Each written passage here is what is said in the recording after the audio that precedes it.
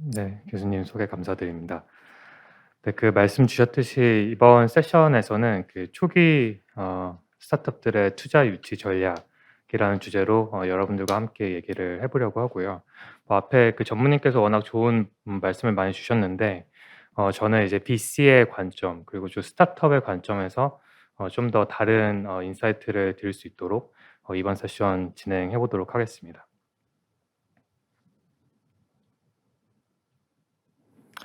네, 일단 먼저 간단하게 그 국내 VC 투자 현황을 말씀을 드리면요. 그 작년 기준으로 한 7.7조 원 정도의 투자 유치가 진행이 됐습니다. 투자가 진행이 집행이 됐고 이게 역대 최대 실적입니다. 최대 규모의 VC 투자가 이루어졌고요. 뭐 전년 기준으로 봤을 때도 한 80% 성장을 했고 이 4년의 타임 프레임을 놓고 봤을 때는 한 3배 정도 확대된 걸로 지금 파악이 되고 있습니다. 그리고 좀 구체적으로 섹터별로 어떻게 투자가 됐는지 한번 보시면요. 뭐 아니나 다를까 역시 뭐 가장 전통적인 그런 영역이죠. 그 ICT 서비스 쪽에서 가장 많은 투자가 이루어졌습니다. 근데 저희가 지금 관심 있는 이 바이오 헬스케어 섹터에서도 투자가 굉장히 많이 이루어졌고요. 두 번째로 많은 투자가 이루어졌고 저희가 2017 년부터 시계열로 쭉 봤을 때 가파르게 그래프가 우상향한다라는 거를 저희가 숫자로 확인할 수 있습니다. 그리고 국내 VC 투자가 갖는 그 영향력 역시 상당히 커지고 있는 걸 저희가 확인할 수 있는데요. 저희가 21 년도 기준으로 그 IPO 코스닥 시장에 IPO된 기업의 숫자가 한 100 개가 있었습니다. 근데 이 중에 62 개, 62 개가 VC 투자를 받은 기업이었고요. 비중을 따지면 한 62% 정도 차지하는 걸 저희가 볼 수 있습니다. 근데 이 동일한 수치가 이 동일한 데이터가 그 2017 년을 보시면은 한 50% 초반대였어요. 근데 저희가 뭐 한 4년 만에 이 차지하는 비중이 60% 초반대까지 올라올 만큼 이 VC 투자를 받은 기업들이 상당히 퍼포먼스가 좋다. 어쨌건 VC 투자의 영향력이 상당히 크다라는 걸 저희가 데이터를 통해서 확인할 수 있습니다. 그리고 또 다른 데이터인데요. 저희가 스타트업들의 그 스테이지별로 데이터를 분석을 좀 발라 보면은 지금 보시는 그런 테이블이 나옵니다. 그러니까 초기는 뭐 말 그대로 이제 시작한 지 얼마 안 된 스타트업, 뭐 초기, 중기, 후기 이렇게 저희가 나눠 볼 수 있는데요. 일단 절대적인 숫자는 다 올라갔습니다. 뭐 초기, 중기, 후기 구분 없이 다 올라가는 걸 저희가 확인할 수가 있는데 근데 좀 한 가지 흥미로운 점은 이 초기 쪽에서 이 비중이 이 전체 투자 금액 대비 차지하는 초기 투자의 비중이 33% 에서 한 24% 정도로 줄어들었다라는 걸 저희가 또 통계 자료로 볼 수가 있는데요. 그러니까 이런 현상이 발생한 여러 가지 이유가 있는데 제가 봤을 때 가장 큰 이유는 이 국내 VC들이 대형화가 되고 있다. 그 대형화가 되면서 그러니까 이분들께서 인내심이 좀 많이 부족해지고 있다. 이제 그렇기 때문에 좀 빠르게 수익을 낼 수 있는 돈을 회수할 수 있는 중기랑 후기 쪽에 좀 더 많은 투자금이 몰리고 있다라는 그런 분석을 나름 해볼 수 있을 것 같아요. 근데 이제 그렇다 보니까 전체적인 투자 금액은 늘지만 이 초기 쪽에서의 그 투자를 유치하는 것들은 좀 상당히 이 경쟁이 치열해지고 있다. 좀 어려워지고 있다라고 또 저희가 또 해석할 수 있는 그런 데이터인 것 같습니다. 그래서 이런 상황인 건 대충 알겠는데 좀 더 구체적으로 이 초기 스타트업의 이 투자 유치 생태계는 어떻게 돌아가냐라는 걸 보여 드리려고 하는데요. 일단 저희가 플레이어별로 구분을 해 보면은 크게 이 정도 플레이어가 있을 것 같습니다. 뭐 엔젤 투자자, 뭐 정부 지원금, 뭐 액셀러레이터, 저희가 줄여서 AC라고도 합니다.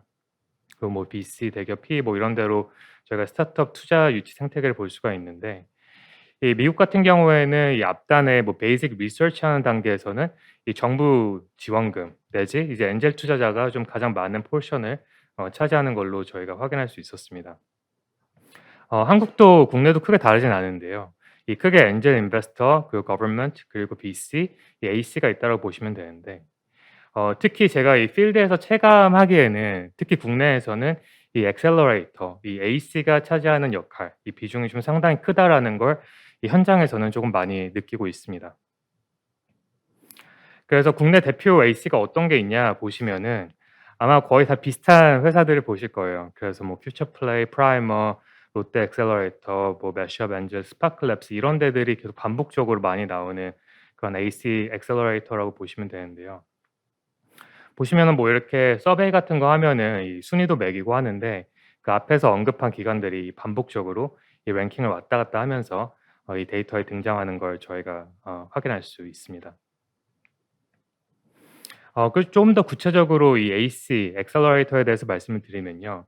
이 크게 세 가지 필러로 구분해서 좀 특징을 보여드릴 수 있을 것 같아요. 이 AC 같은 경우에는 그 결국에는 BC랑 거의 뭐 동일하다라고 보시면 됩니다. 이제 다만 이 초기랑 극초기 스타트업에 투자하는 데 좀 더 스페셜라이즈된 그런 BC라고 보시면 되는데요. 일단 첫 번째 특징으로는 이 티켓 사이즈가 당연히 좀 작습니다. 왜냐면 아무래도 이제 앞단의 회사들에 투자하다 보니까 보통 일반적으로 한 5천만 원에서 1억 정도 투자를 제일 많이 집행을 하시고요. 이 조금 티켓 사이즈가 낮아지면은 뭐 1,000만 원, 그 2천만 원까지도 투자를 집행하고 계십니다. 그 밸류에이션 기업 가치죠. 이 기업 가치 기준으로 저희가 봤을 때는 일반적으로 가장 많이 찍는 밸류는 5억 이라고 보시면 됩니다. 이건 거의 약간 글로벌한 불문율에 가까운데요. 초기 스타트업 같은 경우에는 이 밸류에이션 하는 기준이 굉장히 애매하기 때문에 그냥 5억 내지 한 10억 정도 밸류로 탑다운으로 찍는 경우가 제일 많습니다. 근데 아주 예외적으로 그러니까 익셉셔널하게 좋은 BM과 사업 아이템과 그리고 좋은 팀이 있을 때는 뭐 $2 밀리언 뭐 하나로는 한 20억 정도의 밸류를 받는 케이스가 있긴 한데 뭐 이런 케이스는 흔치 않다라고 보시면 될 것 같아요. 그리고 투자의 타입으로 보면은 그 에quity 투자, 이 지분 투자가 제일 많습니다. 그러니까 저희가 이 벤처 캐피탈이라고 말씀을 드리면은 이 많은 분들이 그 과거에 캐피탈사를 많이 생각을 하시면서 이게 뭔가 약간 대출 뭐 고금리 대출 이런 거 아니냐라고 오해를 하시는 분들이 많으세요. 이제 그런 건 아니고요. 아니라는 거 말씀을 드리고 싶었고요. 그런 형태가 아니라 이제 데트의 투자 형태가 아니라 에quity 형태, 이 지분 형태의 투자로 BC 투자, AC 투자가 이루어진다라고 보시면 될 것 같습니다. 그리고 이런 A씨들이나 B씨한테 투자를 받았을 때 가장 큰 장점은 뭐 일단은 시장에 보내는 시그널이 있겠죠. 왜냐면은 좋은 기관한테 투자를 받았다라는 거는 나름 굉장히 어려운 그런 프로세스를 통과를 해서 인정을 받은 거기 때문에 이런 것들이 시장에 '아 얘네는 좀 뭔가 괜찮은 플레이어인가 보구나.'라는 시그널을 나름 보낼 수 있습니다. 그 또 한 가지로는 이제 밸류 애드를 해 주는 부분들이 있는데요. 이제 VC들은 대부분 어느 정도 산업에 대한 그 expertise가 있는 경우가 많고 혹은 이제 워낙 많은 포트폴리오 회사들을 투자하면서 상당한 양의 노하우를 축적한 경우가 많습니다. 근데 이제 이런 부분들을 활용을 해서 밸류 애드를 해줄 수 있는 그런 부분이 있고요. 그러니까 아까 그 교수님께서도 잠깐 말씀 주셨지만 이 시장에서 이 오퍼레이팅 매니저를 찾는 게 굉장히 어려운데 이 좋은 VC들 같은 경우에는 이런 오퍼레이팅 매니저를 연결해 주는 그런 역할까지 그런 밸류 애드까지 하고 있는 그런 상황입니다. 그리고 마지막으로는 그런 엑싯에 대한 부분인데요. 엑싯 내지 혹은 뭐 이제 추가 투자 유치 이런 부분인데 뭐 M&A를 한다거나 혹은 IPO를 한다거나 뭐 해외 기관한테 저희가 파이낸싱을 진행한다라고 했을 때 이럴 때 중간 다리 역할을 해줄 수 있다. 내지 뭐 투자 구조를 잡을 때 가장 이상적인 구조가 뭔지에 대해서 워낙 경험이 많으니까 이제 그런 부분에 대한 도움을 조언을 잘 줄 수 있다라고 보시면 됩니다. 그래서 여기까지 해서 뭐 저희가 지금 스타트업의 그 시너리 투자의 그 랜드스케이프이 어떻고 대충 어떤 식의 특징이 있는지 알았는데 또 어떤 장점이 있는지도 알았는데 그러면 이러한 A씨들 혹은 B씨들한테 투자를 받기 위해서는 이제 어떤 전략이 필요하냐, 어떤 키 포인트가 있냐라는 게 이번 세션의 마지막 질문일 것 같아요. 일단 그 부분에 대한 답변은 전 크게 네 가지로 드릴 수 있을 것 같아요. 일단 첫 번째는 이 '타겟하는 시장이 충분히 매력적이냐.'라는 게 중요한 질문일 것 같습니다. 어쨌건 A씨건 B씨건 투자를 할 때는 뭐 그냥 뭐 중소기업 정도의 그런 회사가 되기를 바라면서 투자를 하시는 분들은 없으세요. 이분들은 결국에는 몇 천억 단위의 밸류 내지 유니콘, 데카콘이 될 수 있는 기업을 찾으시는 게 이 A씨와 B씨의 본질이라고 보시면 되는데요. 근데 이제 그렇게 봤을 때 뭐 극단적인 예를 들어서 저희가 타겟하는 시장이 100억 이다. 근데 100억 인데 저희가 마켓 셰어 뭐 100%를 가져갔다. 그래도 여러분들이 이 스타트업이 가져갈 수 있는 맥스 탑라인은 100억 밖에 안 되는 거거든요. 근데 100억 밖에 매출이 안 나는 회사가 뭐 갈 수 있는 그런 밸류에이션은 어디까지가 있겠냐. 좀 한계가 있다라고 보는 거고. 이제 그렇기 때문에 이 타겟하는 시장이 얼마나 크냐, 얼마나 빅 이너프 하냐가 굉장히 중요한 포인트 중에 하나입니다. 또 하나는 회사가 어떤 문제를 풀고 싶은지에 대한 정의를 명확하게 하는 게 중요하다라는 말씀을 드리고 싶은데요. 그러니까 제가 얼마 전에 영화를 봤는데 그 영화에서 그런 그 수학 천재 수학자가 나오는 그런 영화였어요. 근데 거기서 그 배우가 그런 얘기를 하시더라고요.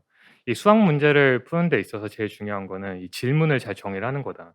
그러니까 질문이 명확하지 않으면은 좋은 답을 얻을 수가 없다."라는 얘기를 하셨는데 전 그 말 굉장히 많이 공감이 됐고 특히 이 VC 투자, AC 투자에서도 이게 똑같이 적용이 되는 것 같습니다.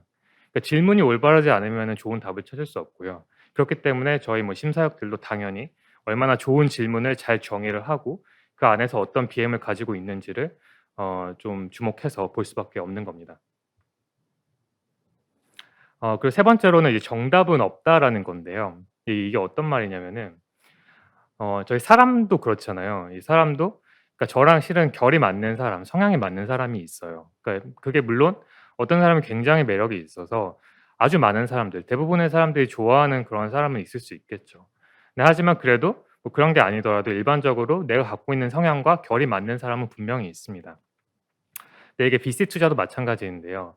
이 내가 하는 스타트업들이 어느 정도 기본적인 것들을 잘 갖추고 있다라고 하면은 그때는 나랑 결이 맞는 VC를 잘 찾는 게 중요합니다. 왜냐하면 VC도 분명히 본인들이 선호하는 컬러가 있거든요. 어떤 회사를 좋아하고 어떤 산업을 좋아하고 어떤 세그먼트를 좋아하고 이런 것들이 분명히 있습니다. 이제 그런 것들을 잘 보시고 어떤 투자 회사들을 투자를 했는지 잘 보시고 어떤 심사역들이 있는지를 잘 보시고 이제 그런 걸 기반으로 그런 걸 바탕으로 여러분들께서 핏이 잘 맞는 기관을 찾는 것도 중요하다라는 말씀을 드리고 싶고요. 근데 그래도 뭐 그럼에도 불구하고 가장 중요한 건 결국엔 사람이다. 그러니까 왜냐면은 저희가 뭐 중기 후기로 넘어가게 되면은 아까 뭐 전무님도 말씀 주셨지만 뭐 캐시 플로우나 이제 뭐 프로핏 뭐 인풋 대비 프로핏이 얼마나 나오고 이런 것들이 되게 중요해지는 순간이 분명히 옵니다. 근데 이 초기 단계에서는 저희가 그런 걸 볼 수 있는 지표들이 없어요. 데이터들이 없어요. 이제 그렇기 때문에 저희가 이 사업 모델이나 타겟 시장이나 이런 정성적인 이 퀄리테이티브한 것들을 바탕으로 저희가 판단을 할 수밖에 없는데 그때는 결국에 가장 중요한 건 사람이죠. 왜냐하면은 이걸 드라이브를 하는 것들, 이 문제를 푸는 게 다 결국에 사람이기 때문에 이 어떤 팀이 구성이 되어 있는지, 어떤 문제를 어떤 팀이 잘 풀 수 있는 그런 구성원으로 이루어졌는지 이런 포인트들이 매우 매우 중요할 수밖에 없다라는 말씀을 꼭 드리고 싶습니다.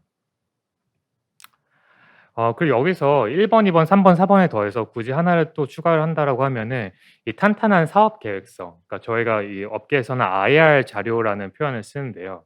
이런 사업 계획서를 잘 정리하시는 게 굉장히 중요합니다.